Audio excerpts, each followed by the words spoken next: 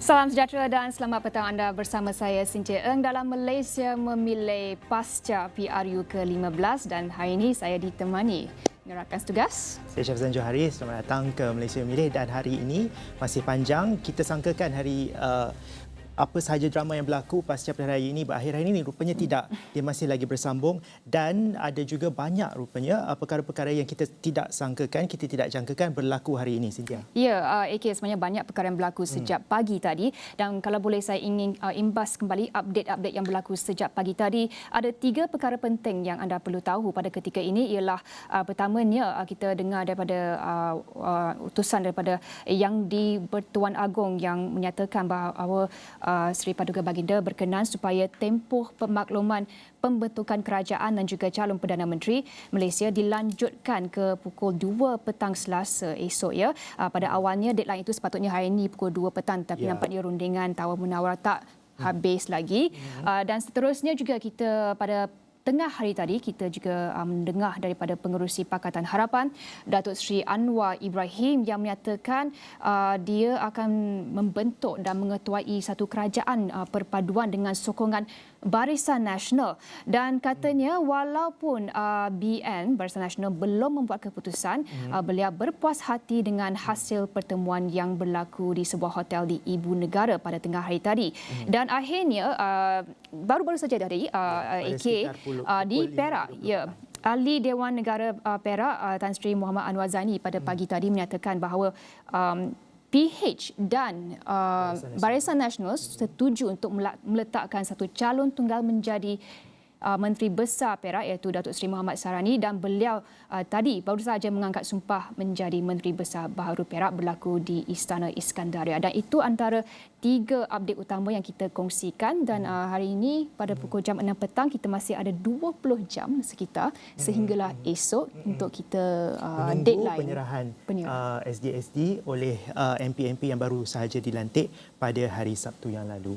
Dan untuk kita memahami keadaan semasa, untuk kita cuba untuk memberi jangkaan apakah sebenarnya yang boleh berlaku esok dan dengan melihat kejadian-kejadian dan keputusan-keputusan yang diambil hari ini, kita bersama dengan 3 orang pakar dalam politik Malaysia. Di talian kita ada Dr. Ahmad Zaharuddin Sani, beliau juga merupakan seorang penganalisis politik. Kita juga di studio ya, kita bersama dengan Profesor Dr. Zaid Ahmad, beliau merupakan profesor di Jabatan Pengajian Kenegaraan dan Ketamadunan Fakulti Ekologi Manusia Universiti Putra Malaysia.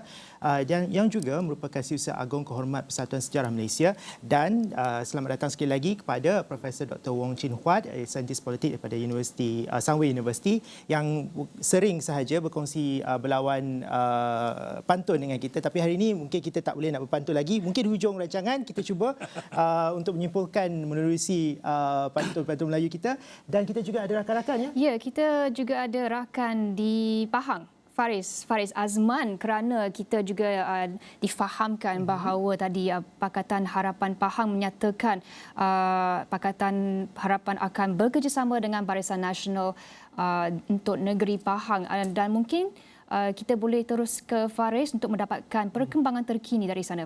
Faris.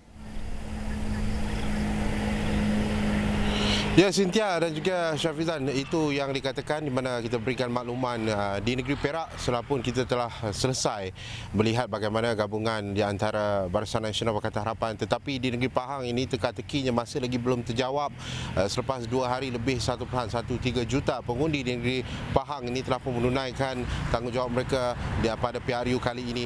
Dan saya berada di Istana Abdul Aziz untuk melihat bagaimana jika terdapat sebarang movement atau pergerakan keluar masuk mengenai dengan siapakah yang bakal menerajui negeri Pahang ini. Kalau kita tahu sebenarnya Syafizan dan Cynthia, negeri Pahang 42 DUN pada PRU kali ini memperlihatkan dinamika politiknya, lanskap politik yang agak berubah, di mana kalau sebelum ini Barisan Nasional dapat mempertahankan 25 kerusi Dewan Undangan Negeri, tetapi kali ini hanya 16. Begitu juga Perikatan Nasional telah pun menaik mendadak 17 kerusi Dewan Undangan Negeri dan juga Pakatan Harapan 8 kerusi Dewan Undangan Negeri.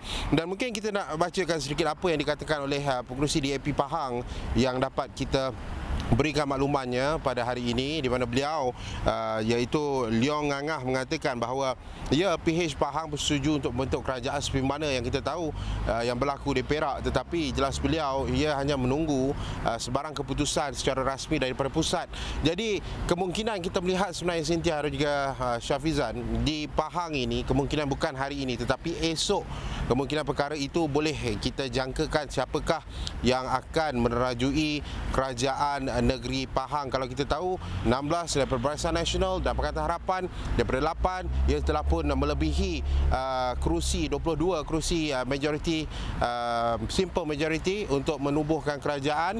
Tetapi siapakah yang akan menjadi menteri besar seperti di Perak kita tahu menteri besarnya tetap kekal daripada BN, tetapi di Pahang ini adakah menteri besarnya daripada Barisan Nasional juga Datuk Seri Wan Rosli Wan Ismail ataupun sebenarnya ada nama-nama baru yang akan tercalon sebagai Menteri Besar Pahang yang baru sekiranya gabungan ini berjaya di negeri Pahang sebenarnya Cynthia dan juga Hafizah.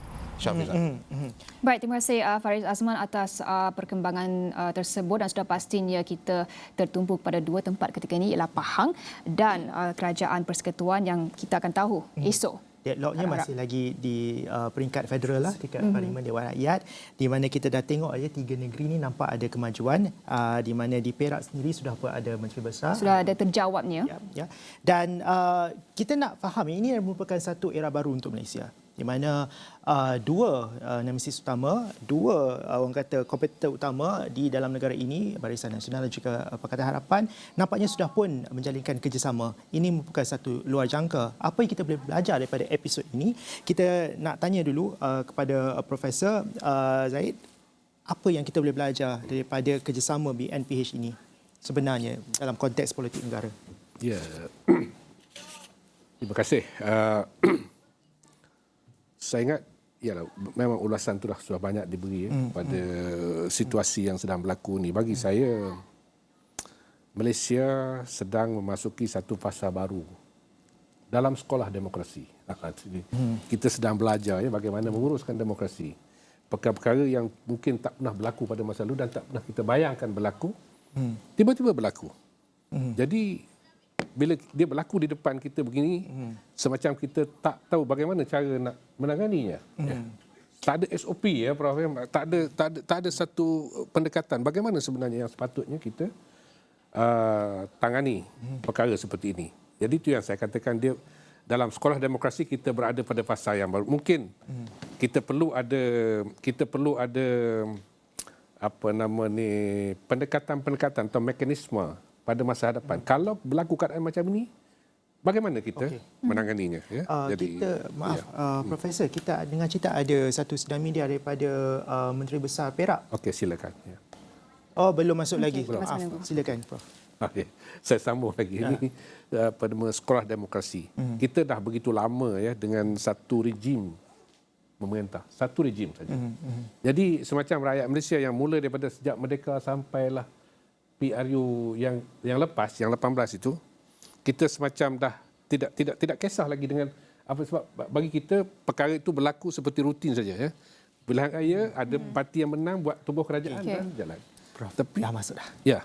Kita terus saja bersama dengan sidang media Menteri Besar Perak. Boleh membentuk kerajaan, Barisan Nasional Perak mengambil tanggungjawab untuk segera mewujudkan kestabilan politik dengan melibatkan diri dalam proses pembentukan kerajaan. Selepas mengambil kira senario semasa dan bagi mengelakkan negeri Perak berada dalam suasana ketidaktentuan, Barisan Nasional Perak atas dasar untuk mewujudkan keamanan, kestabilan dan kesejahteraan telah mengambil keputusan menubuhkan kerajaan berpaduan. Susulan itu, kedua-dua pimpinan parti pada sebelah pagi tadi telah menghadap dan memohon perkenan Duli Yang Maha Mulia Paduka Seri Sultan Perak Sultan Nadrin Muizzuddin Shah ibni almarhum Sultan Adlan Muhibbuddin Shah Al-Maghfulah bagi tujuan pembentukan kerajaan negeri Perak.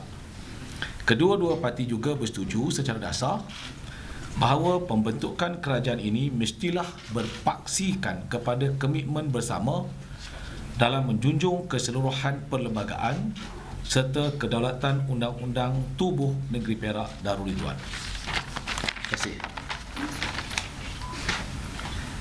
Okey. Soalan? Ada soalan? Datuk Sri, apa agenda seterusnya untuk kerajaan negeri Datuk Sri? Ya, saya seperti mana dalam ucapan sebelum ini, kita ada pelan pembangunan Perak Sejahtera 2030 yang telah kita lancarkan pada 15 Jun yang lalu. Saya sebutkan saya perlu masa 8 tahun untuk membangunkan negeri Perak ini setelah kita kecundang akibat COVID-19. Jadi dengan peluang diberikan saya untuk menjadi Menteri Besar, maka saya akan meneruskan pelan pembangunan Perak Sejahtera 2030 untuk kebaikan kerajaan dan rakyat negeri Perak, insya-Allah. Datuk Sri, selepas ni pelantikan Exco akan dibuat bila? Dalam minggu ni juga ke? Saya telah dimaklumkan bahawa Duli Yang Maha Mulia Paduka Sri Sultan telah berkenan untuk Majlis Angkat Sumpah Exco pada jam 11.30 pagi besok di Istana Iskandariah. Datuk, mengapa PH dan mengapa bukan PN? Okey, ramai orang mungkin tidak memahami apa proses yang telah berlaku. Setelah Barisan Nasional hanya mendapat 9 kursi, jadi kami telah pun bersiap sedia untuk menjadi pembangkang pada waktu itu. Untuk jadi pembangkang, kena ada kerajaan. Tapi kerajaan tak dapat ditubuhkan. Kedua-dua parti yang menang besar, Perikatan Nasional dan juga Perikatan Nasional dan juga Pakatan Harapan, PH menang 24, PN menang 26. Jika mereka merge, dia jadi 50. Tapi dia tak berlaku. Kedua-dua tidak boleh duduk semeja dan tidak boleh membentuk kerajaan. Bila kerajaan tak boleh dibentuk, maka tak adalah peranan pembangkang. Jadi saya tidak boleh membiarkan keadaan itu berterusan kerana rakyat negeri Perak tak boleh dibiarkan dalam keadaan ketidaktentuan. Apatah lagi Dewan Undangan Negeri perlu bersidang segera untuk membolehkan bajet diluluskan. Maka kerana itulah saya mengambil peranan untuk melihat bagaimanakah kita boleh bersama-sama membentuk sebuah kerajaan yang kuat dan stabil, sama ada bersama PH atau bersama PN. Okey, jadi PH telah datang berjumpa dengan saya dan menawarkan peranan yang boleh dimain oleh Barisan Nasional dalam kerajaan bersama PH. Peranan dia ialah, pertama, Barisan Nasional akan diberi jawatan Menteri Besar, peranan Menteri Besar. Sebab tu saya kat Singapura ni. Besok ada 3 orang exco daripada Barisan Nasional akan angkat sumpah. Maknanya ada 3 orang lagi diberi peranan dan ditambah seorang lagi ialah Speaker Dewan Undangan Negeri. Maknanya kami diberi peranan dalam kerajaan perpaduan ini. Berbanding dengan Perikatan Nasional, mereka tidak pun datang berjumpa saya untuk berunding atau memberi apa-apa peranan. Jadi itulah sebabnya saya memilih Pakatan Harapan. Apa jawapan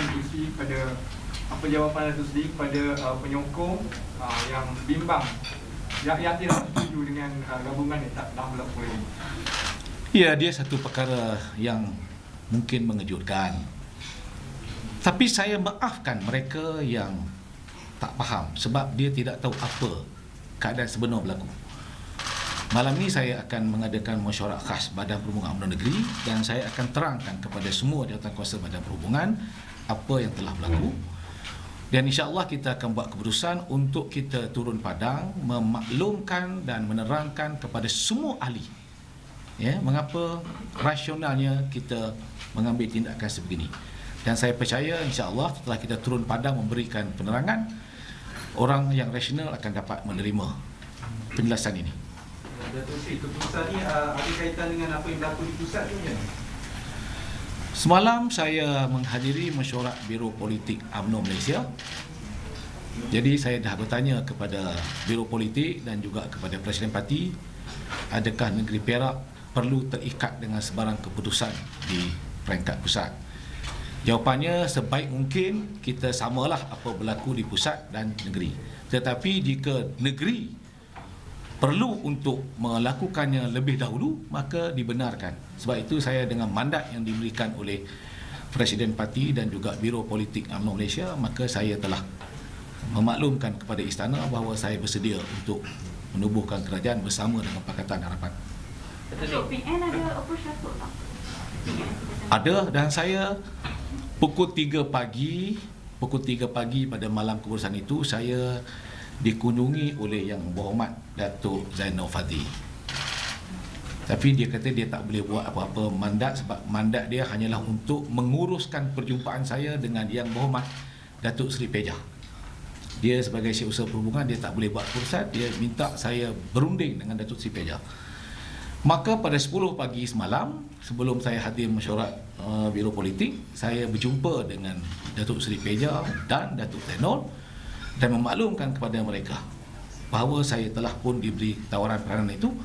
Jadi jika Perikatan Nasional nak buat apa-apa tawaran kepada saya, silalah.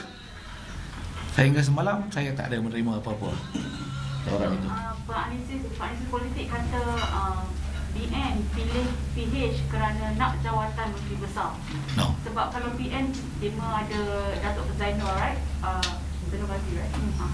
Is it true? Tidak betul. Sebab saya sebutkan tadi, kami ni bersedia untuk jadi pembangkang. Sebab kami sedar dirilah, kita bersedia untuk jadi pembangkang, kita kalah. Tapi bila ada mana-mana parti yang menawarkan kami untuk membentuk kerajaan dan memberi peranan kepada kami untuk turut serta dalam pentadbiran kerajaan, of course lah saya kena terima. Kalau saya tak terima, tentu ahli kata saya bodoh. Betul tak? Tapi peranan dia bagi itu, dan peranan itu sesuai pada saya, sebab saya adalah orang yang lead Perak Sejahtera 2030. Saya nak meneruskannya, jadi saya terima. Datuk Seri, apa jaminan kerajaan ni boleh stabil memandangkan BN hanya ada 8 kursi, bukan dominan di dalam pentadbiran? Ada apa-apa MOU dibuat antara gabungan parti? Tak ada. Saya fikir kedua-dua parti ini sudah berpengalaman dan rasionalnya ada. Saya yakin kalau kita mempunyai niat dan tujuan yang sama adalah untuk memberi fokus kepada pembangunan negeri untuk kebajikan rakyat, kita akan kesampingkan perbezaan-perbezaan yang ada dan memilih untuk mencari titik-titik pertemuan kerana tujuannya sama. Mana-mana siapa pun menjadi kerajaan, mendapat kuasa, fokus utama dia hanyalah untuk rakyat negeri Perak. Jadi ketepikan segala kesampingan dan tumpukan kepada perkara-perkara yang sama. Okay, thank you. Thank you. Thank you. On Datuk Zahid leadership for Perak PN sendiri, ada pendirian tak? Tim to step down ke macam mana? Tak ada bincang about itu. Sebab this is the right time, not the right time to decide. Okay. Ada nama baru bergabungan ni antara BN dan Belum. Kita akan decide. Sekarang ni kita pakai Kerajaan Perpaduan Negeri Perak. Okay, thank you. Okay.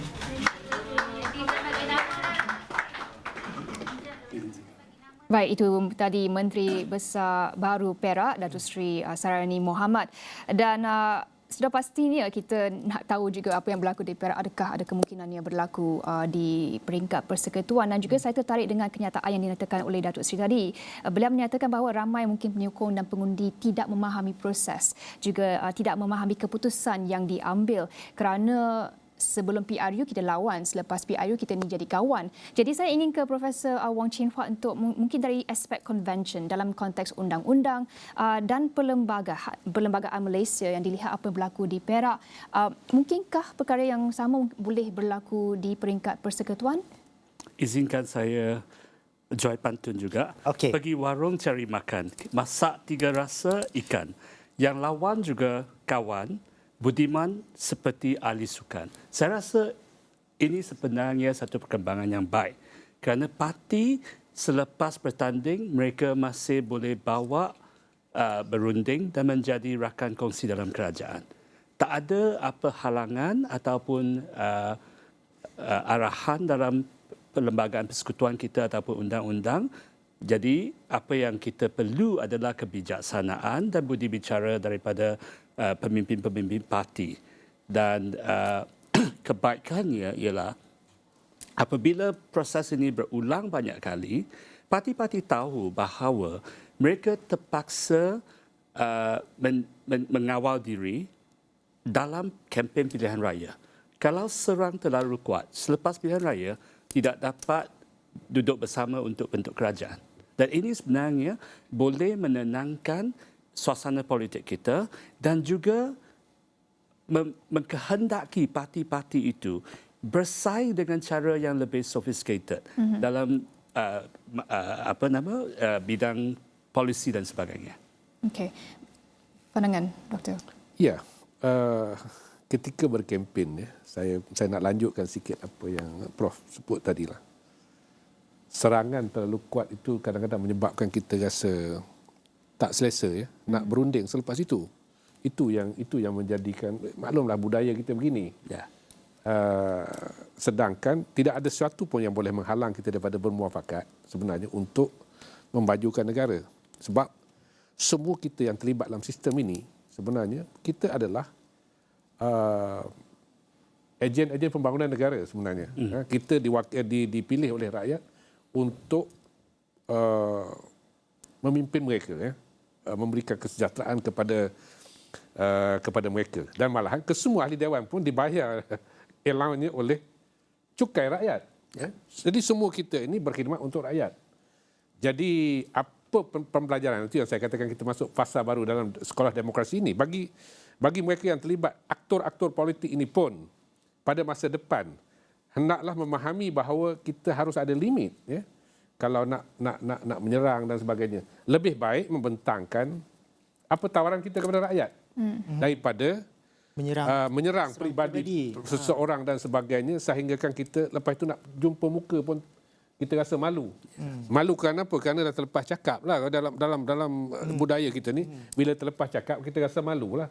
Jumpa saya Prof, saya dah kutuk Prof teruk-teruk tiba-tiba kita kawan. Nak peluk. Jadi itu perkara-perkara yang jadi macam lakonan saja, orang publik melihat kita. Orang ramai menonton kita, ramai ketika kita berkempen pilihan raya dan sebagainya. Lepas tu kita berlakon pula semula nak berbaik-baik kan. Jadi ini sangat perkara yang perlu kita elak pada masa depan. Saya ingat ini yang kita katakan sekolah demokrasi yang perlu kita bagi calon-calon muda dan sebagainya yang dapat melihat proses ini berlaku depan mata mereka. Jadi mungkin pada pilihan raya akan datang, pilihan raya satu kali lagi, maknanya kita punya cara berkempen lebih matang dan lebih menumpu kepada politik pembangunan dan politik kesejahteraan daripada kita menjatuhkan ini era yang kita patut move sepatutnya daripada serangan politik. Kita sudah lama demokrasi kita. Tapi pada masa sama juga, ini juga satu bentuk kesedaran kepada pengundi rakyat bahawa memilih itu bukan seharusnya memilih berdasarkan parti. Kerana apabila seorang-seorang kita, apabila calon ataupun bila MP itu dah menjadi MP, dia juga boleh membuat keputusan secara unilateral tanpa mengikut parti lain. Memang, sebab itulah yang kalah tak boleh kalah semua. Yang menang pun tak boleh menang semua. Kan? Ini perkara-perkara yang mungkin kadang-kadang terlepas pandang lah bila kita terlalu gairah berkempen ni, kita lupa perkara-perkara seperti itu. So hari ini kita ini bukan tamparan, ini bukan satu kejutan buat orang kata pemimpin politik je, tapi juga kejutan untuk semua rakyat Malaysia. Cara berfikir politik ni berubah. Macam doktor kata awal tadi tu, sekolah politik tu harus semua silibus baru. Pelajaran baru kepada kita. Kita nak ke dengan Dr. Ahmad Zahrudin Sani di Google Meet.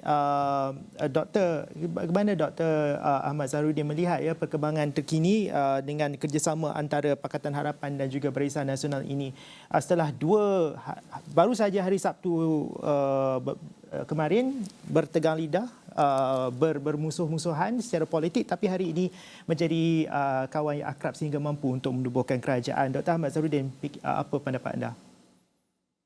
Terima kasih Cynthia. Saya juga ucapkan terima kasih kepada sifu saya Prof Zaid. Tapi pada masa yang sama saya nak belilah pantun daripada Prof Ahwat, boleh tak? Pasal dia dah jual pantun, tak ada orang beli, tak boleh. Tapi pantun ini juga menjawab tentang persoalan yang sedang berlaku sekarang ini. Pantun saya mudah je. Tak tumbuh, tak melata, letak galah dalam padi. Tak sungguh kehendak kita, kehendak Allah yang terjadi. Itulah suasana yang berlaku sekarang ini. So, suasananya maknanya kita merancang. Sebelum pilihan raya ini macam-macam perancangan kita laksanakan. Kita nak jadi begini, begitu dan sebagainya. Tapi akhirnya pada hari ini, saya setuju dengan Prof. Zaid kata, saya setuju dengan Prof. Ahmad kata tadi. Akhirnya kita terpaksa bermaaf-maafan walaupun kita segan, kita silu kerana kehendak Allah yang terjadi ketika ini. Perkara-perkara yang kita tidak pernah terancang, terfikir di akal kita, maka akhirnya kita terpaksa juga. Dan kadang-kadang ketika berkempen ni, saya suka buat analogi yang cukup mudah. Analoginya begini, kita tengah makan sama-sama satu meja bersama rakan-rakan sekalian. Tiba-tiba kita mengata kepada kawan kita, comotlah mulut kau.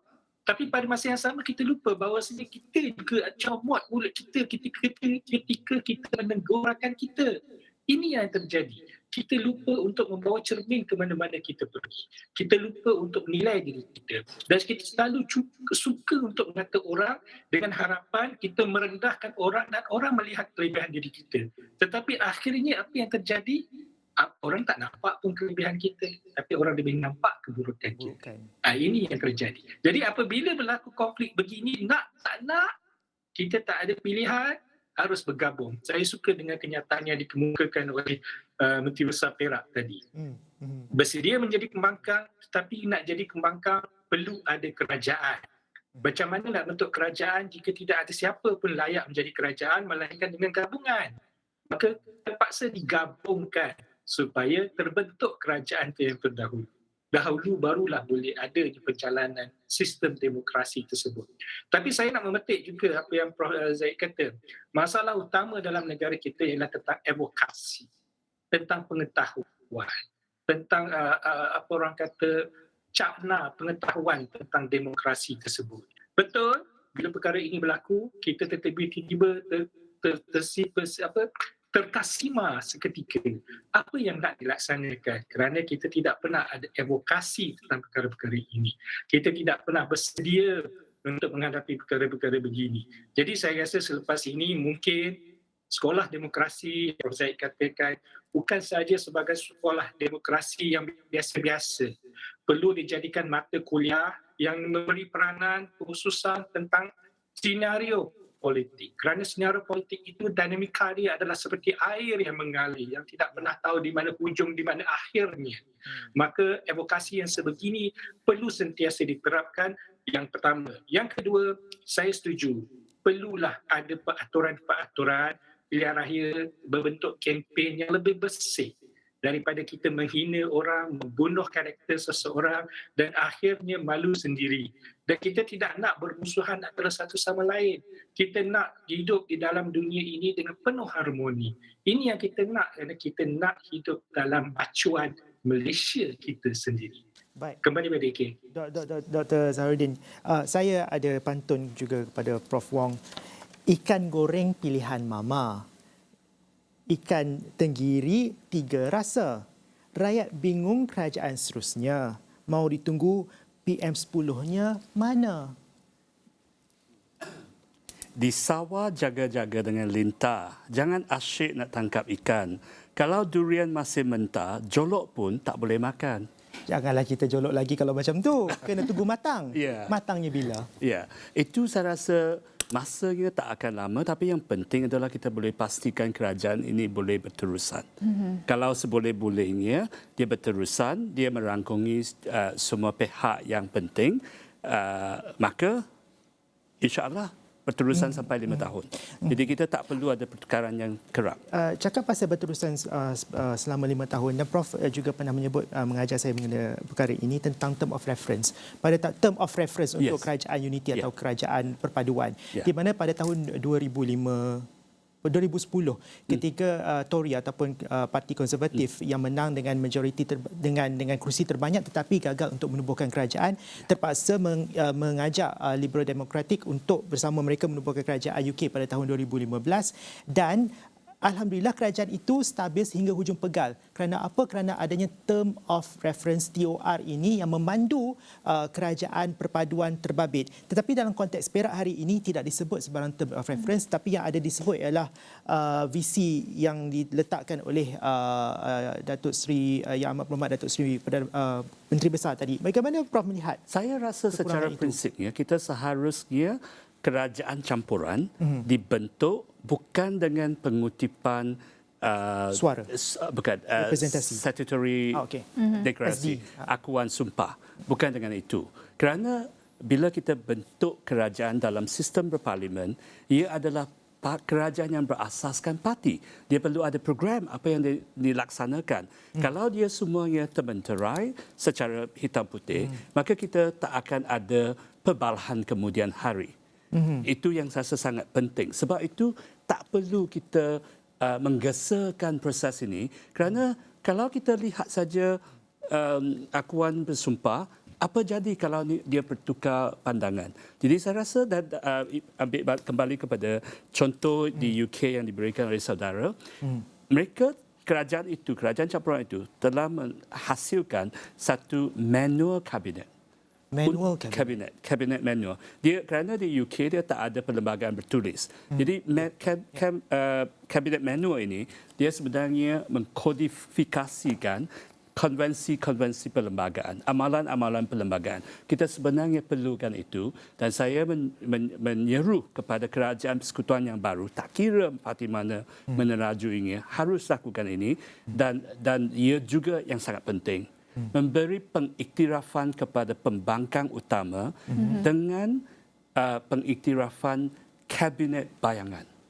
Kita memformalkan institusi kabinet bayangan itu. Ya, dengan gaji, sumber-sumber dan akses kepada maklumat yang sesuai kepada menteri-menteri bayangan. Memang benar kalau kita nak kerajaan baru, tak kiralah siapa-siapa yang bakal menjadi kerajaan, apa yang kita inginkan ialah kerjasama untuk jangka masa yang panjang. Okey, kita berhenti diskusi sebentar kerana kita ingin terus ke rakan setugas Fahmi yang difahamkan kini berada di luar kediaman Pengerusi Perikatan Nasional Tan Sri Muhyiddin Yassin. Kita terus ke Fahmi.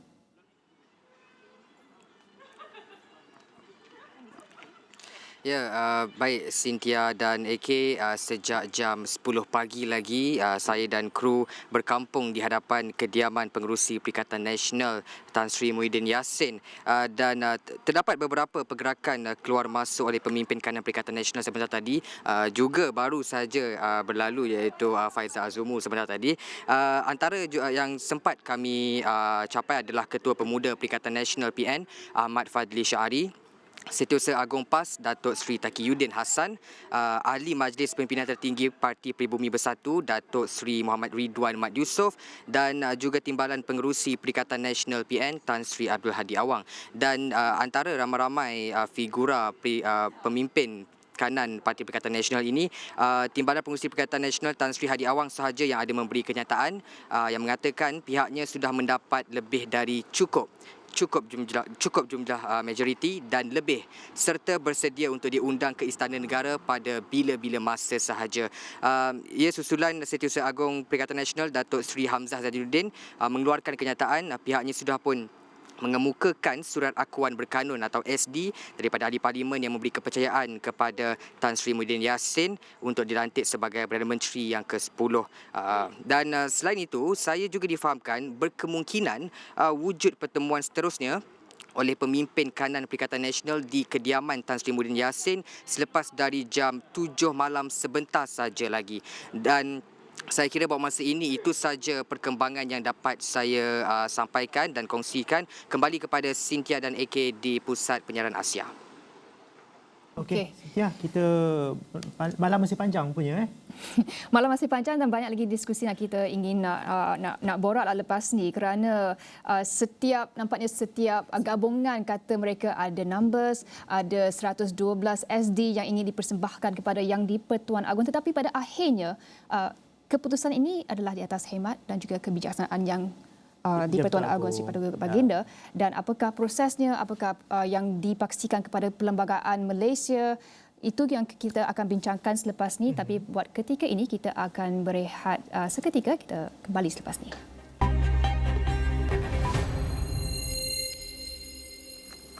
Baik, bertemu kembali dalam Malaysia Memilih pasca PRU ke-15. Saya bersama AK Shafizan Johari ditemani dengan dua profesor yang hebat dalam kita mendiskusi apakah senario yang bakal Malaysia, bentuk kerajaan yang Malaysia bakal ada selepas ni. Kita masih menunggu 2 petang esok di mana ahli-ahli parlimen ataupun ketua parti akan menyembah yang di-Pertuan Agong untuk menyatakan calon Prime Minister ataupun Perdana Menteri mereka. Tapi sebelum itu kita juga dapat banyak update sekitar sejak pagi tadi. Antaranya Pakatan Harapan berkata mereka optimis dapat membentuk kerajaan persekutuan menerusi sokongan daripada Barisan Nasional (AK) dan pengerusinya Datuk Seri Anwar Ibrahim berkata pada petang tadi bahawa urus tadbir dan ekonomi merupakan dua keutamaan kerajaan yang bakal ditubuhkan. Dan dalam sidang media yang diadakan di Ibu Negara hari ini, ahli Parlimen Tambun itu berkata, kerjasama tersebut tidak mencampuri urusan kehakiman termasuk kes yang dihadapi beberapa pemimpin Barisan Nasional. Seperti mana sudah sedia maklum, pagi tadi kita telah adakan beberapa perbincangan khususnya dengan perwakilan Barisan Nasional yang telah menetapkan 7 orang untuk berunding dengan kita dan isu dasar. Dan kita tumpukan dan saya berpuas hati kerana perbincangan itu lebih tertumpu kepada keperluan untuk mewujudkan satu kerajaan yang stabil, yang inklusif, menjaga kepentingan semua rakyat dan wilayah di negara ini. Kemudian kita juga meletakkan beberapa keutamaan dalam dasar pemerintahan, terutama dalam bidang memacu pertumbuhan ekonomi yang lebih meyakinkan. Dan saya sangat berpuas hati dengan perkembangan ini dan komitmen ditunjukkan, walaupun dari segi muktamadnya Barisan Nasional memohon sedikit waktu kerana mereka nak meneruskan sedikit lagi proses perundingan dengan semua pihak yang telah memohon berunding dengan mereka. Baiklah, seterusnya Presiden PAS Tan Sri Abdul Hadi Awang maklumkan bahawa pihaknya sudah mempunyai lebih dari sokongan ahli parlimen yang diperlukan untuk membentuk kerajaan pusat. Beliau berkata demikian ketika ditemui di luar kediaman Pengerusi Perikatan Nasional Tan Sri Muhyiddin Yassin di Bukit Damansara.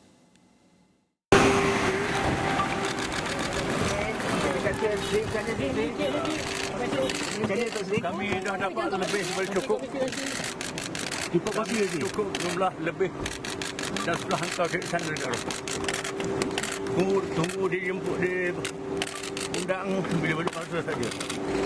Ya. Kita maaf kaki saya tu bagi keluar dulu kaki yang tu.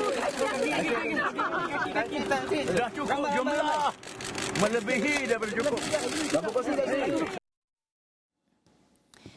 Baik, berikut tadi ialah Presiden PAS Tan Sri Abdul Hadi Awang. Kita masih meneruskan perbincangan pasca PRU ke-15. Anda pun sudah memilih, kita pun sudah memilih, tapi pastinya sekarang ialah siapa yang bakal jadi kerajaan. Pihak ni kata dah ada nombor, pihak ni kata dah ada SD sudah tersedia.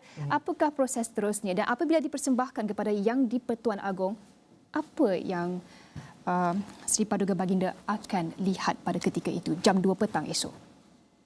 Ya, seperti yang kita tahu bahawa kerajaan perlu ditubuhkan. Yang di-Pertuan Agong perlu melantik seorang yang pada hemat baginda mempunyai command of the majority dalam Dewan. Cuma sekarang ni isunya ialah meyakinkan baginda siapa yang ada cukup sokongan. Memang kenyataan-kenyataan keluar daripada ketua-ketua parti dan sebagainya, tetapi kita rakyat ni masih lagi, orang kata, kita terima banyak berita ni daripada WhatsApp, banyak daripada macam ada yang apa dan sebagainya. Sebab itu bila kita bincangkan tadi bagaimana nak bentuk satu kerajaan ataupun satu yang lebih kukuh dan stabil. Saya ingat kalau kita menggunakan SD yang individu tadi seperti mana kita katakan tadi, dia tak begitu jelas sebab rakyat memilih blok-blok politik sebenarnya. Rakyat memilih yang itu. Jadi sekiranya mahu menubuhkan satu kerajaan yang kokoh dan stabil, dia harus dalam blok-blok politik yang tentu, maknanya ada perjanjian yang nyata, yang jelas, yang menentukan keutamaan dan menentukan perkara-perkara yang sepunya, yang common, dan juga perkara-perkara yang berbeza di kalangan mereka. Kita boleh ada kan bersetuju untuk bersetuju, bersetuju untuk tidak bersetuju. Itu perkara yang boleh dilaksanakan. Dalam keadaan yang kritikal sekarang ini, tentulah perkara-perkara yang kita tak bersetuju itu yang di antara parti-parti ini perlu diletak ke tepi dulu pada masa ini dan letakkan keutamaan apa sebenarnya yang perlu kita laksanakan pada masa ini sebagai sebuah kerajaan yang kukuh, meyakinkan pelabur dan sebagainya untuk memastikan pembangunan negara terus dapat dipacu. Jadi jangan jadikan ini sebagai satu, orang luar nampak macam krisis. Macam satu krisis. Pening orang Malaysia ni tak boleh nak tubuh kerajaan. Macam mana kan? Dan kalau tubuh pun kerajaan yang tak begitu stabil, siapa yang ada keyakinan untuk datang ke Melabur? Tapi bagi rakyat Malaysia, mungkin mereka dengar perkataan SD tu ada sikit trauma sebab perkataan SD tu mungkin kurangnya transparansi, dan apabila kurangnya transparansi, kurang keyakinan. Itu yang saya katakan tadi. Kalau ada perjanjian, bentangkan kepada rakyat. Rakyat mahu tengok sebab kita yang menjadi pemilih sebenarnya. Jangan ada, maknanya antara individu, antara presiden dengan ketua dengan ketua dan sebagainya, orang tak tahu. Jadi akan ada macam-macam maklumat nanti keluar dan kita tak dapat. Saya ingin berbalik kepada apa yang dikatakan Prof Zaid mengenai terma yang perlu wujud apabila membentuk kerajaan. Apakah bentuk terma tersebut apabila mereka berada di meja rundingan dan apa sepatutnya yang diberitahu kepada rakyat selepas Bagi saya yang lebih mudah ialah common, apakah sebenarnya yang bersama, maknanya yang menjadi aspirasi bersama. Itu dulu. Common ground. Common ground. Sebab semua blok-blok ini membentangkan manifesto mereka. Dan banyak manifesto yang bertindak lapis sebenarnya, yang serupa kita kata. Cumanya mungkin isu keutamaan saja. Yang ini letak di depan, yang ini di belakang. Betul Prof? Saya ingat. Sebab semuanya nak pulihkan ekonomi, menawarkan sesuatu yang terbaik kepada rakyat kan. Cuma pendekatan kami ini yang lebih dulu sepatutnya dia. Jadi bila blok-blok ini duduk bersama, tentulah dia harus cari common ground tadi dan bersetuju kepada perkara yang bersetuju dan bersedia untuk bersetuju perkara yang tak bersetuju lah, maknanya kata lapang dada dengan perkara yang tak bersetuju. Bagaimana kita nak mengambil iktibar mungkin daripada pentadbiran kerajaan Datuk Seri Ismail Sabri yang di mana wujudnya satu MOU, Confidence and Supply Agreement. Saya rasa kita nampak kestabilan yang jelas kerana dia merangkumi isu pandemik, apa yang perlu dibuat dengan dana pandemik COVID-19 dan juga reformasi institusi, dan kita nampak 13 bulan tu stabil. Kita tak ada sidang akbar nak jatuhkan siapa. Ini lain sekali kalau kita lihat apa yang berlaku antara Mac 2020 sampai Ogos 2021. Dalam masa 17 bulan tu, kita sentiasa ada cerita baru. Siapa dapat SD yang baru dan ia meletihkan, melesukan rakyat, menakutkan pelabur. Dan saya rasa kita perlu hentikan semua bicara cerita urusan sebegini. Sebaliknya, seperti apa yang Prof Zaid kata, parti seharusnya berunding menetapkan 3 perkara. Apa yang mereka setuju, apa yang nak dibuat, apa yang semua setuju untuk tidak dibuat. Kerana juga mungkin ada perlainan kan. Dan ketiga, apakah mekanisme dan prinsip untuk menentukan isu yang belum disetujui ataupun yang baru. Jadi dengan 3 ini kita tahu bahawa dia akan kerajaan dapat berterusan dan pelabur dapat masuk. Kita harus sedar bahawa kita menghadapi 3 krisis serentak. Krisis ekonomi, krisis alam sekitar, krisis kesihatan. Tapi selalunya Confidence and Supply Agreement ini ditandatangani antara kerajaan yang minoriti dengan pembangkang. Tapi dalam konteks pembentukan kerajaan muafakat, kita tak ada konsep seperti ini lagi. Sebenarnya kita perlu, kalau kita lihat New Zealand. New Zealand daripada tahun 1996 sampai 2020 ada 8 kerajaan, antaranya kerajaan campuran dan juga kerajaan minoriti. Apa yang mereka ada adalah antara rakan kongsi kerajaan, dia ada perjanjian gabungan. Dan Coalition kemudian agreement. dan kalau dengan pembangkang dia ada CSA. Jadi kita semua perlu diteruskan dan saya rasa kita tak harus menggeserkan proses ini. Memang kerana kita bincang pasal pembentukan kerajaan. Okey. Bukan nak masak Maggi. Kita faham kita tak nak gesa, tapi pada masa yang sama rakyat dah memilih. Mereka nak tahu kerajaan baru, kabinet yang baru. Mereka mahu mereka cepat hit the ground running, bekerja. Kita juga masih bersama di talian ialah Dr. Ahmad Zaharuddin Sani. Mungkin doktor boleh juga kongsikan pandangan dalam kita mewujudkan kerajaan yang stabil untuk jangka masa panjang, kerana kita tidak mahu lagi mungkin dalam beberapa bulan akan datang wujudnya vote of no confidence sebagai contoh, dan rakyat tidak mahu lagi perkara itu berlaku. Setuju Cynthia. Apa yang kita perlu ada sekarang ialah kerangka kerja. Saya setuju dengan dua-dua sahabat saya yang di studio juga. Pada masa yang sama, kita tidak nak berlakunya konsep di mana minoriti itu yang memerintah. Sekarang ini kalau kita tengok gabungan itu, kita ada pastinya ada satu yang majoriti dan satu minoriti. Tetapi apabila kita tidak nak berlakunya dominasi minoriti terhadap majoriti, itu adalah cukup penting. Kadang-kadang kita melihat bahawasanya ya, kita nak bergabung, kita nak buat perpaduan, kita selesaikan masalah ini, tapi pada masa yang sama, ke mana arah tuju kerajaan tersebut. Itu yang paling penting. Ketika ini, ketika kempen, semua dah cerita tentang manifesto. Semua kata nak buat itu, nak buat ini. Ketika berlakunya kerajaan perpaduan ini ataupun kerajaan campuran ini, apa dia manifesto yang nak diperjuangkan? Maksudnya, perlu adanya manifesto baru. Bagi saya tak suka guna istilah manifesto. Saya suka gunakan pada istilah KPI. KPI yang mereka tetapkan untuk diri mereka, apa yang nak mereka capai dan apa yang boleh kita kecapi. Yang sekarang ini yang berlaku ini, ketika katakanlah tertubuh kerajaan ketika ini, apa dia objektifnya? Apa yang nak diperjuangkan?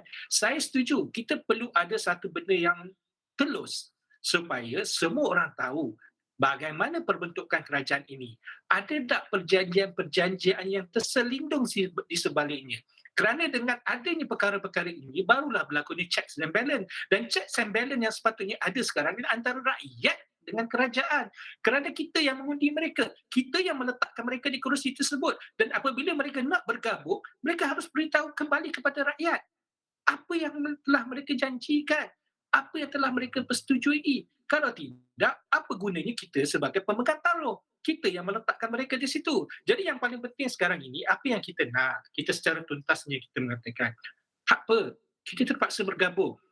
Kalau kita tidak bergabung, maka berlakulah solusi nombor 3, pilihan raya semula. Kita tak nak berlaku pilihan raya semula. Kerana kos yang cukup tinggi akan membuang masa, membuang tenaga, segala-galanya. Maka apa yang perlu dilakukan dalam segera ini ialah gabungan. Jadi gabungan yang bagaimana? Jadi gabungan yang nak digabungkan ini perlu ada ketelusan. Itu yang pertama. Kalau tak telus, tak boleh nak buat kerana berlaku lagi skeptikal ataupun stigmatik antara satu sama lain.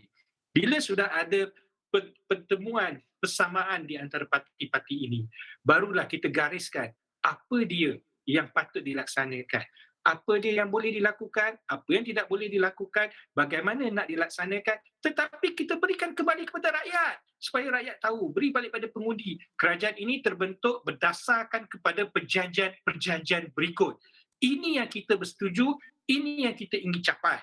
Kalau kita tidak berikan kembali benda ini kepada rakyat menyebabkan rakyat terpinga-pinga. Kita tak tahu apa yang terlaksana, apa yang terjadi. Maka perlu kepada ketulusan. Apa jua yang berlaku selepas ini, seperti mana Cynthia kata lagi 20 jam ini, rakyat sebagai pemegang taruh harus diberitahu. Baik. Saya nak kembali nak sambung perbincangan mengenai terma yang harusnya transparent. Jadi kembali kepada Profesor, di peringkat kalau kita tengok negara-negara demokrasi lain apabila berdepan dengan pertemuan seperti ini, bila berdepan dengan ketidaktentuan seperti ini, harus ada coalition agreement sekiranya dua parti dari dua parti berbeza nak menubuhkan kerajaan. Coalition agreement itu adalah satu perkara yang negara demokrasi lain pernah lakukan. Cuma yang kita minta di sini sekarang ialah coalition agreement itu dilakukan dan dibuat dan we make it transparent. Semua orang tahu. Ya, pertama. Jadi dalam konteks Perak yang mana dah ada coalition government dan kita pohon mereka adakan, make it transparent, wawarkan kepada semua orang mengenai coalition agreement itu. Apakah selain daripada kita minta dia transparent, lagi apa lagi kita nak minta untuk diletakkan dalam coalition agreement? Kalau Profesor boleh ada sebarang cadangan ataupun Prof Wong. Saya rasa yang kerana sistem kita belum lengkap lagi. Dia ada pelbagai insentif yang salah yang akan mengundang pihak-pihak yang berkepentingan untuk jatuhkan kerajaan. Jadi sebahagian daripada agreement itu, perjanjian itu haruslah berkenaan dengan penambahbaikan sistem kita. Yang pertama, kita kalau di peringkat persekutuan, dia mesti melibatkan pemisahan pendakwa raya daripada Jabatan Peguam Negara. Kalau tidak, mana-mana kerajaan berkuasa pun pasti ada kluster mahkamah yang cuba jatuhkan kerajaan supaya dia boleh naikkan kerajaan baru, lantik Peguam Negara baru untuk lepaskan dirinya. Itu yang penting.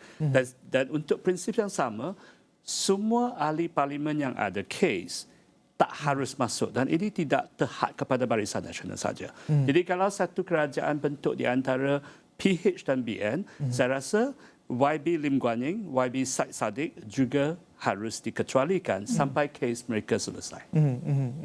Dan yang kemudiannya, kita perlukan ada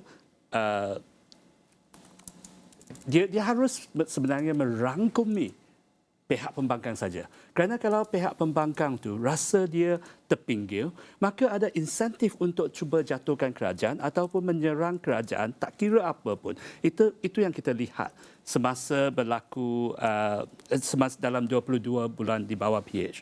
Jadi apa yang kerajaan baru harus lakukan, jaminkan dengan perundangan bahawa setiap wakil rakyat akan mendapat peruntukan kawasan yang sama. Perkasakan parlimen supaya ahli-ahli parlimen yang bukan menteri, sama ada daripada pembangkang ataupun government backbenchers, boleh berfungsi secara berkesan. Ini saya rasa penting.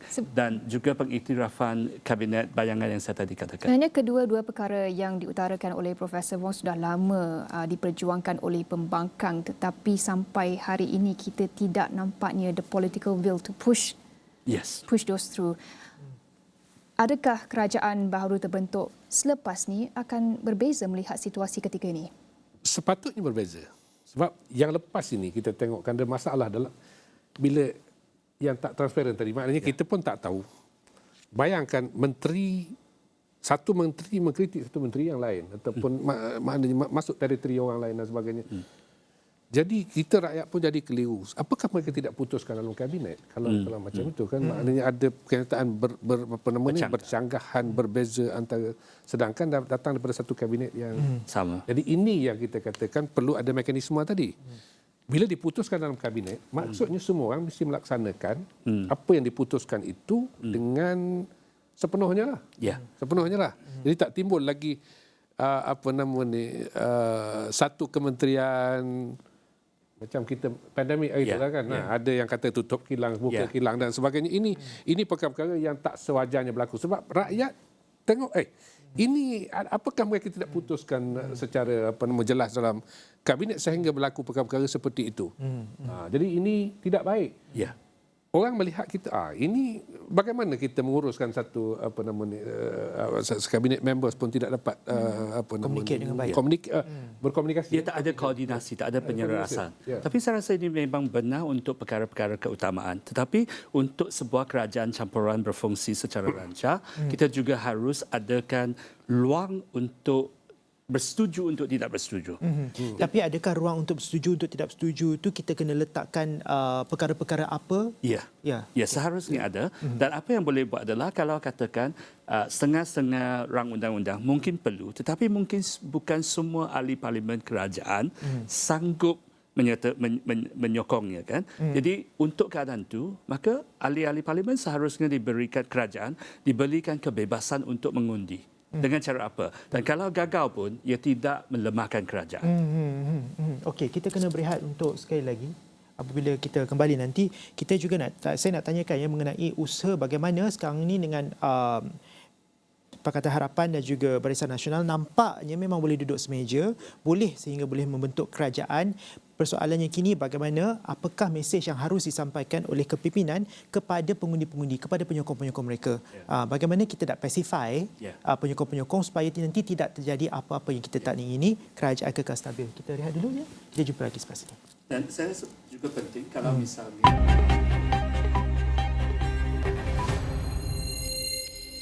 Bertemu kembali dalam Malaysia Memilih pasca PRU ke-15, kita masih berdiskusi mengenai kerajaan yang bakal terbentuk. Tidak kiralah siapa yang akan membentuk kerajaan nanti, PH ke, PN ke, gabungan PH, PN, PH, BN, BN, PN. Banyak permutasinya, tetapi fokus kita pada hari ini dan hari-hari seterusnya, sudah pasti ialah kita nak yang terbaik untuk rakyat Malaysia. Kerajaan bukan sahaja kerajaan yang stabil, itu sudah pasti, that's a prerequisite, tetapi kerajaan yang lebih baik, kerajaan yang menjaga welfare dan kerajaan yang efektif, efisien dan tidak lagi membuang masa untuk kita bergaduh-gaduh sesama sendiri. Jadi kita nak teruskan kepada Profesor Wong. Sebentar tadi ada menyifatkan bahawa kita juga perlu bersikap adil terhadap siapa-siapa sahaja yang menjadi pihak pembangkang, kerana secara realitinya kita melihat popular vote. 1/3 daripadanya memihak kepada parti yang lain. Okey, kita melihat PN dan PH. Untuk PH mendapat 37% popular vote dan PN 31%. Dan memetik apa yang Prof Zaid kata tadi, yang menang tak menang semua, yang kalah tak kalah semua. Jadi dalam kerajaan yang terbentuk nanti, bagaimana kita juga nak menjaga mereka yang tidak memilih kerajaan yang akan terbentuk? Ya, saya rasakan selepas pengumuman angkat sumpah untuk Perdana Menteri baru, dia harus mengumumkan apa yang dia akan buat untuk semua ahli parlimen yang daripada pihak pembangkang. Peruntukan yang sama dan juga reformasi parlimen supaya mereka ada lebih banyak suara, pembentukan kabinet bayangan, dan juga mereka Perdana Menteri baru harus menuju ke arah kerajaan-kerajaan negeri yang dipimpin oleh pembangkang. Dan kita lihat tak kira kerajaan mana, mungkin ada separuh daripada negeri itu di tangan pembangkang. Jadi tak harus pemimpin pembangkang dan juga pengundi-pengundi yang menyokong mereka rasa diri dipinggirkan, dianiayai dan dihukum kerana tidak berada di pihak kerajaan. Dan saya rasa ini adalah satu mesej yang sangat penting, perlu dikeluarkan. Tak guna kita mewawarkan bahawa kita ada bilangan SD yang cukup tapi tak bincangkan apa yang kita boleh buat untuk membawa negara ke depan dan juga menjaga pengundi pembangkang. Saya nak ke Dr. Ahmad Zahiruddin Sani yang bersama kita di Google Meet. Dari sudut inklusiviti dan juga keberkesanan kerajaan itu nanti di peringkat federalnya itu, kita tidak tahu lagi siapa yang akan jadi Perdana Menteri, itu kita akan tahu esok. Tapi apa yang boleh kita harapkan daripada kerajaan itu nanti, menyambung kepada apa Cynthia katakan tadi, iaitu keberkesanan dan juga ketangkasan kerajaan itu nanti. Apa harapan Dr. Zahiruddin? Soalan bagus sikit. Maksudnya saya tadi pun saya melihat sahabat-sahabat saya banyak bercerita tentang makro. Tapi boleh tak saya cerita sikit tentang mikro? Maksudnya di sini, apabila seorang wakil rakyat itu dilantik, dia dilantik untuk menjadi wakil rakyat untuk seluruh kawasan tersebut. Sekarang ini, apa yang menjadi amalan untuk wakil-wakil rakyat ialah, benda pertama yang mereka akan lakukan ialah memuka pejabat. Bila memuka pejabat ini dia letakkan sekali dengan pejabat parti yang mereka wakili. Ini yang bagi saya agak tidak sepatutnya berlaku. Apabila rakyat nak berjumpa, mereka naklah berjumpa dengan wakil rakyat di tempat yang neutral. Tidak semestinya di tempat partinya sendiri. Jadi seolah-olah memberi gambaran bahawasanya dia hanya melayan mereka-mereka yang berada dalam partinya saja. Itu yang pertama. Yang kedua, kalaulah saya ini orang yang tidak menyokong beliau, tetapi beliau itu masih wakil rakyat saya. Jadi apa yang patut dilaksanakan? Saya nak pergi ke situ, nanti orang akan pandang saya serong, mengatakan, oh saya sudah berubah beralih arah. Jadi saya nak minta, saya setuju dengan Prof. Ahwat kata, kita perlukan adanya satu neutralisasi. Bagaimana kita nak laksanakan perkara ini supaya wakil rakyat tersebut boleh berkhidmat dengan baik. Saya lihat di banyak tempat wakil di pejabat-pejabat tanah, pejabat-pejabat daerah, masih terdapat ruang-ruang kosong. Jadi apalah kiranya jika selepas ini kita membenarkan wakil rakyat daripada dia membuka ruang pejabatnya di ruang kedai, rumah kedai dan dengan ada logo partinya, kita berubah konsep ini. Kita ubah konsep itu dengan mengatakan wakil rakyat ini berkhidmat berada di pejabat kerajaan supaya orang boleh menerima dan menganggap ini sebagai neutral. Ini adalah neutralisasi yang pertama yang harus dilakukan yang sebagai dinamakan perpaduan ini. Kalau kita tidak berjaya melaksanakan ini, bagaimana kita nak melihat lebih kepada ke arah yang lebih besar, ke arah lebih makro. Kalau mikro kita ini pincang. Jadi saya mengharapkan antara idea-idea yang patut kita angkat ialah untuk neutralisasikan selepas kita mengangkat mereka itu berdasarkan pada parti. Kerana selepas dia menang, dia bukan lagi mewakili parti. Dia mewakili keseluruhan rakyat di kawasan tersebut. Kaedah neutralisasi yang pertama itu, tiada lagi logo parti di tempat di mana dia memberi perkhidmatan. Kaedah ini peringkat-peringkat kita laksanakan supaya lebih mudah terlaksana, supaya kita memberi evokasi. Ini yang saya penting. Kata kunci saya tetap evokasi. Supaya rakyat lebih faham. Bukan sekadar rakyat yang faham. Kadang-kadang wakil rakyat juga tak faham. Jadi dia perlu faham peranan dia. Supaya kita nakkan negara kita yang lebih baik. Negara kita yang tidak ada perbezaan pandangan ideologi politik. Negara kita yang boleh menerima perbezaan. Jadi kalau kita tidak dapat melaksanakan ini di peringkat mikro, bagaimana kita nak jalankan makro. Setuju sekali ya, Dr. Ahmad Zaharuddin, dan terima kasih kerana membawa perspektif mikro tersebut. Kerana amat penting kita menilai calon-calon atau wakil rakyat kita dari sudut meritokrasi. Bukan semata-mata lambang parti yang wakil tersebut represent. Bagaimana, Dr.? Ya, kalau kita lihat ya kematangan berpolitik kita lah. Walaupun saya tak mengatakan sistem demokrasi kita tidak ada cacat, dia tetap ada kecacatan. Ya. Hatta satu undi satu orang pun sebenarnya takkan sama undi Prof dengan undi orang yang tak pergi sekolah, misal kata yang maklumat tak ada. Dia datang hanya tahu bangkau saja.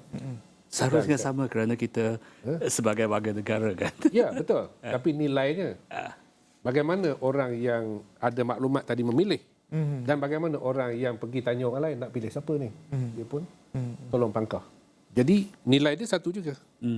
Nilai yang ini satu juga. Yang bermaklumat pun satu, yang tak ada maklumat pun satu juga. Tapi itu tak apalah. Itu kita terimalah sebagai satu amalan demokrasi. Tapi kebelakangan ini kita lihat memang sudah ada perkembangan ya. Kita meletakkan calon-calon yang ada kredibiliti, yang ada wibawa dari segi walaupun adalah isu sijil sijil palsu dan sebagainya, itu perkara-perkara yang kita kena hadapilah kan. Maknanya walaupun demikian kita tahu bahawa mereka terpaksa tunjukkan kredibiliti itu untuk dipamerkan kepada orang yang nak memilih tadi kan. Itu penting. Jadi kita tahu bahawa itu penting. Kelayakan itu penting. Jadi kalau dulu tak ada benda ni tak timbul, maknanya orang yang sesiapa saja yang mewakili satu parti contohnya, kalau dulu pernah satu ketika waktu saya kecil-kecil dulu, maknanya kalau seorang itu dipilih untuk mewakili satu parti itu, dia dah boleh pergi tempah bus jaket, tak ada masalah, dia memang wakil rakyat. Dia tahu dah. Dia pasti akan menang. Tapi hari ini tidak. Hari ini kalau kita lihat dalam yang baru ni bukan berapa ramai tokoh-tokoh yang Presiden parti pun boleh heavyweight. Presiden parti pun menang dengan very marginal. Very marginal dan sebagainya. Jadi bermakna rakyat sudah pun ada kematangan, maknanya untuk memilih tu. Maknanya tidak ada lagi orang boleh boleh maknanya relax saja kalau dah nama dia dah garanti menang atau sure menang, tidak. Jadi banyak upset berlaku dalam PRU yang baru ni kan. Di Gongsang contohnya, di Langkawi kan, di hilang deposit di Langkawi. Maknanya itu satu perkara yang jadi inilah kalau berkait dengan soalan tadi, maknanya ada peningkatannya dari segi bagaimana orang memilih, bagaimana rakyat Malaysia memilih. Jadi sepatutnya proses pembelajaran dan pendewasaan ini terus-menerus berlaku lah. Sehingga kita benar-benar matang, dan maknanya kalau kita pilih itu memang sebab sistem ini sepatutnya menapis. Jadi ini yang bila kita kata sistem ini sepatutnya menapis, siapa yang patut muncul sebagai pemimpin, tiba-tiba terlepas juga yang teruk macam mana pun terlepas juga daripada sistem. Maknanya seolah-olah sistem itu tidak berfungsi untuk tapis siapa sepatutnya yang jadi pemimpin kepada negara ini.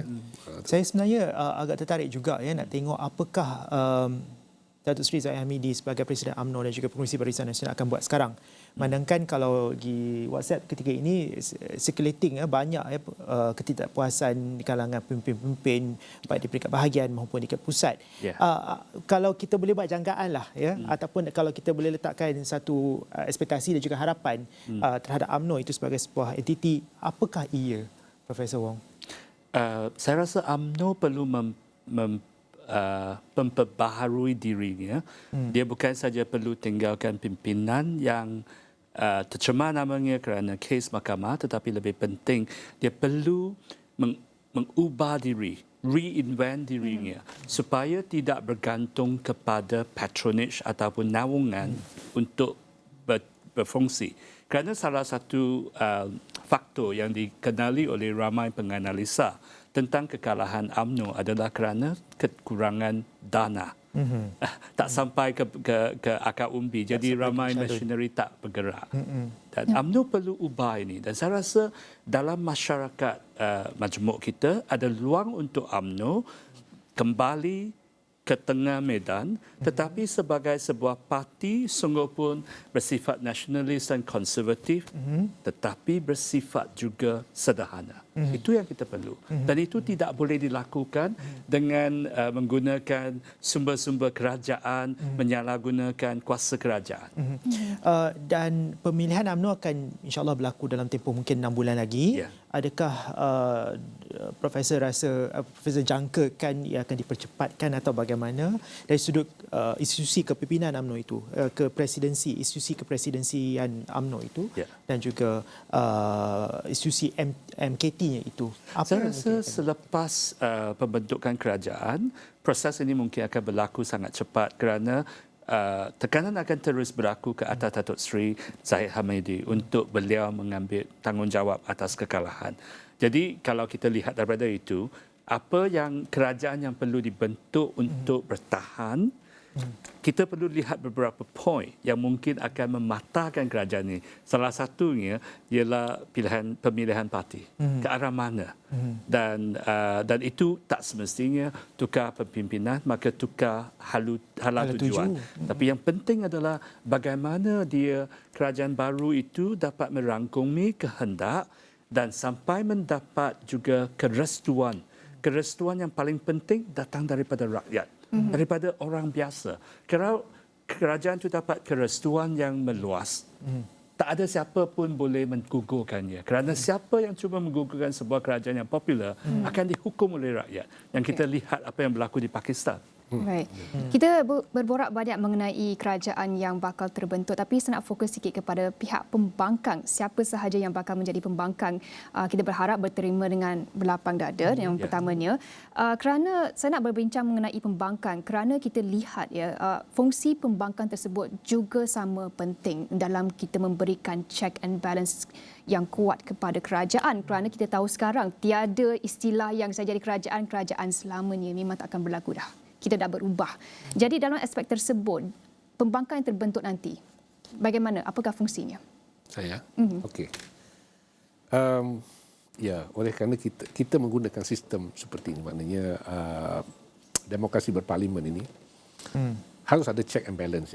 Dalam negara maju, ada bayangan, kabinet bayangan yang kita tidak melaksanakan kabinet bayangan itu dalam negara kita ya.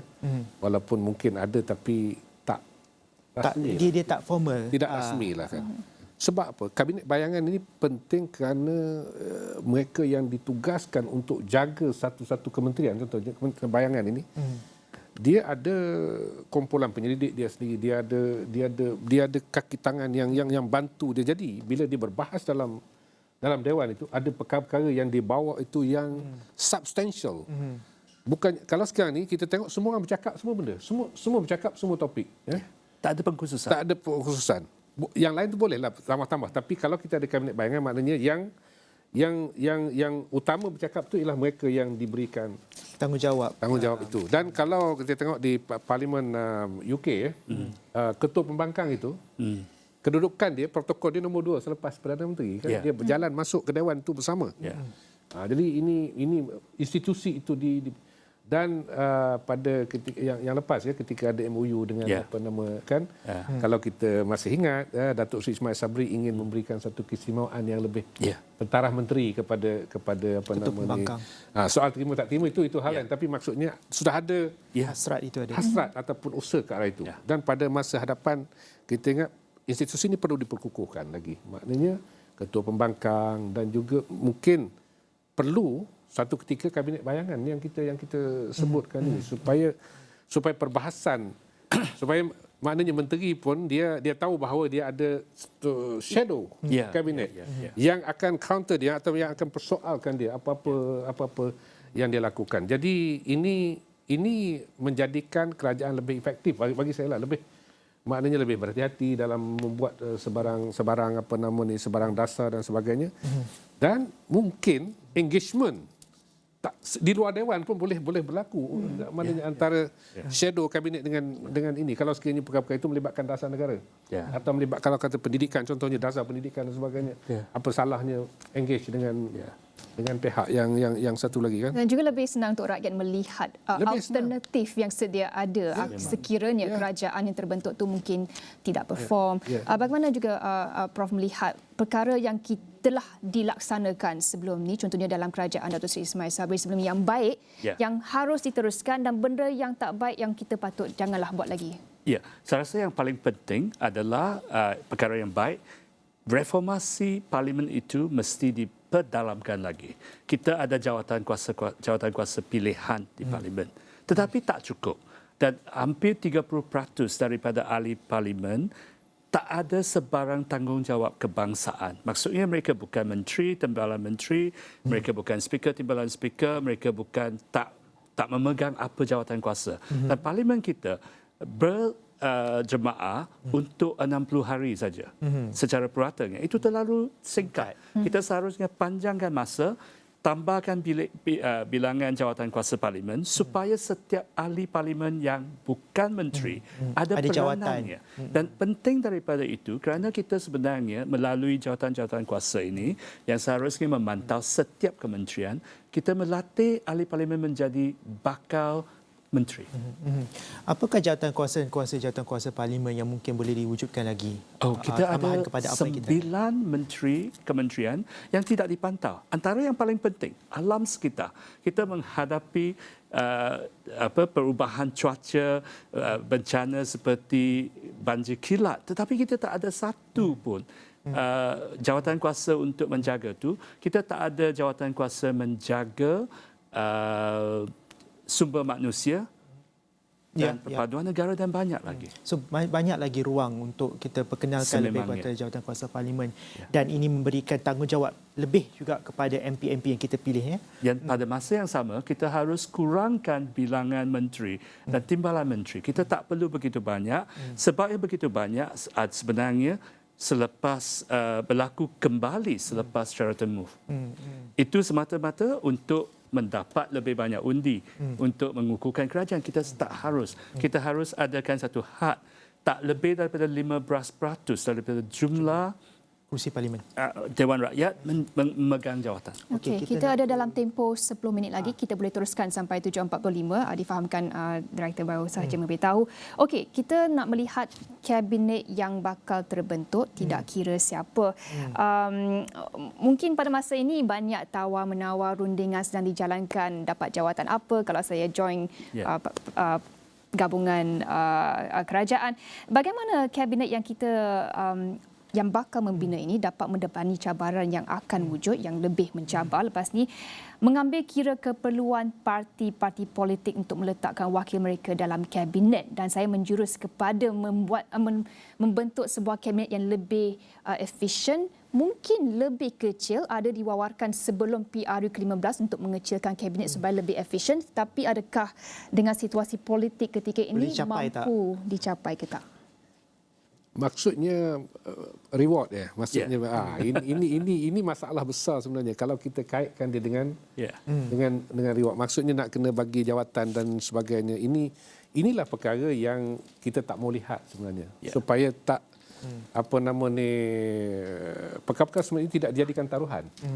Taruhan ya, saya dapat apa kalau ni saya dapat apa. Sedangkan kita menang sebagai ahli parlimen pun kita dah dapat sebenarnya sesuatu yang besar, yang besar kan. Jadi kalau kita masih lagi ada trade off begitu, saya ingat kita punya perbincangan yang kalau nak bentuk kabinet pun masih lagi jauh daripada mencapai tujuan yang kita katakan tadi, supaya membentuk satu kabinet yang inklusif, nak melibatkan semua dan sebagainya. Apa masalah dengan dia, dengan saiz kabinet yang kecil? Saiz kabinet yang kecil, tetapi dibantu oleh mereka yang lain, ahli-ahli parlimen yang lain dan sebagainya, dalam bentuk jawatan kuasa dan sebagainya, untuk bantu dia bekerja kan. Sebenarnya itu satu cara penyelesaian. Kerana kalau bagi ahli-ahli parlimen daripada wakil parti-parti dalam kerajaan campuran ini untuk mendapat pengiktirafan, untuk mendapat sumber, daripada mewujudkan begitu banyak kementerian untuk melantik menteri dan timbalan menteri, baik kita pastikan setiap kementerian itu ada satu jawatan kuasa parlimen yang khas, dan pengerusi dan timbalan pengerusinya dibayar gaji mungkin separuh daripada menteri. Jadi kerja mereka adalah dia terpaksa menjalankan kerja melalui parlimen. Jadi parlimen kita akan menjadi lebih dinamik, lebih berfungsi, berkesan, dan jawatan-jawatan kuasa ini boleh bermesyuarat di luar masa parlimen berjemaah. Kita nak ke Dr. Ahmad Zaharudin juga. Saya rasa ini final lap sebagai penutup untuk Malaysia memilih untuk jam ini. Dr. Zaharudin, harapan untuk anda esok, apakah yang anda boleh jangkakan, Doktor? Yang pertama, kita harap boleh selesailah isu ni, kerana kita terlampau lama untuk membawa isu ni, mana kita berada dalam keadaan keluh kesah. Tapi pada masa yang sama, boleh tak saya nak tambah sikit apa yang telah dikata oleh Prof. Zahid dengan Pak Ahmad tadi. Saya suka ambil ideologi orang Melayu mengatakan kalau mencari tempat mandi, yang pertama teluk, yang kedua pantai. Kalau mencari pemimpin, yang pertama elok, yang kedua pandai. So maksudnya di sini, kalau siapa saja yang dilantik haruslah mempunyai kredibiliti yang tertentu di tempat yang tertentu. Pandai kita tidak sama dengan pandai orang lain. Mungkin pandai kita itu berbeza dengan pandai orang lain. Maka pemimpin-pemimpin juga harus pandai meletakkan siapa yang patut berada di kementerian-kementerian tertentu, supaya kita boleh bergerak terus daripada tersekat-sekat. Jadi kita naklah meletakkan orang yang sebijak-bijaknya berada di tempat yang sebaik-baiknya, supaya perjalanan hidup kita di negara kita yang tercinta ini boleh diteruskan. Kita lupakanlah propaganda negatif yang berlaku sepanjang kita berkempen. Kita naklah bergerak maju ke hadapan, bersederap langkah ke hadapan untuk membawa kita ke arah yang lebih baik daripada hari ini. Saya nakkan pada kerajaan yang akan ada besok ini adalah kerajaan yang tidak hanya memikirkan parti mereka sahaja. Saya nakkan kerajaan yang memikirkan keseluruhan rakyat. Saya nakkan kerajaan yang tahu tentang keluh kesah rakyat. Saya nakkan kerajaan yang tahu bagaimana untuk membawa negara ini ke pacuan yang lebih tinggi daripada apa yang kita ada pada hari ini. Baik, terima kasih Doktor, dan kita seperti kata AK final lap dalam secara singkatnya mungkin 1-2 minit. Kita start dengan Doktor dulu. Prof boleh. Saya rasa kita tak perlu gesakan pembentukan kerajaan. Kalau perlu ambil masa panjang sikit. Kerana kerajaan ini akan menghadapi pelbagai cabaran. Pertama, ruang undang-undang kewangan untuk meluluskan sebahagian peruntukan. Kemudian belanjawan pada sesi yang depan. Kemudian dia akan menghadapi dua lagi cabaran politik yang mungkin mengubah komposisi ataupun kedudukan parti-parti. Yang pertama, pemilihan parti UMNO yang selewat-lewatnya harus berlaku pada Mei 19 sebelum. Yang kedua adalah PRN untuk 6 negeri yang mungkin berlaku Ogos. Jadi untuk memastikan kerajaan itu dapat bertahan, kita tak boleh terlalu taksub dengan akuan-akuan bersumpah. Sebaliknya kita perlukan program kerajaan campuran ini untuk 5 tahun. InsyaAllah kalau boleh bertahan dan seperti apa yang Prof Said katakan, diumumkan untuk tantapan politik. Prof. Jadi makan nasi padang di Lingi, nikmati sup tom yum di Tumpat. Bentuk kerajaan bukan masak Maggi, biar sedap bukan sekadar cepat. Okey, nanti kita beli pantun Prof pasal Maggi ya. Okey. Saya sikit je apa yang kita, ini aspirasi kita rakyat ya. Kita nak melihat kerajaan yang fungsional, yang berfungsi. Kalau kerajaan tidak berfungsi, tidak ada maknanya kita tubuh kerajaan. Dia fungsional, maknanya dapat melaksanakan peranannya melalui segala aparatus kerajaan untuk kepentingan dan kebaikan rakyat. Kita negara yang kaya, uruskanlah kekayaan itu dengan baik supaya dapat dinikmati oleh rakyat jelata yang seramai yang mungkin. Kita tak mau dengar lagi B40 kena bantu dan sebagainya pada masa depannya kalau kita dapat perluaskan. Dan untuk orang muda, aspirasi mereka ini nak keluar universiti dan sebagainya, bila melihat abang-abang dia pun 2, 3, 4 tahun keluar, 4, 5 tahun belum lagi dapat kerja yang jadi tetap, ini perkara-perkara yang kita kena beri harapan kepada mereka. So apakah kerajaan ini, itu yang saya kata fungsional tadi, dan dia harus inklusif. Jangan lagi maknanya melihat melalui garis etnik, garis agama dan sebagainya yang menyebabkan kita tak dapat nak bekerjasama dan move forward. Dan saya ada pantun juga. Sila. Jangan main-main. Silakan. Jangan mana boleh kalah. Kita tak boleh kalah. Jangan risau Sintia. Kita boleh lawat. Okey. Burung nuri, burung belatuk. Hinggap sebentar di pohon nipah. Apabila kerajaan berjaya dibentuk, harap hilanglah segala resah. Terima kasih. Okey. Terima kasih. Saya ada. Ada lagi pantunnya. Beli pantun. Durian nipah, durian kukup. Maggi mentah di luar jangan. Dua-dua dakwa ada SD cukup.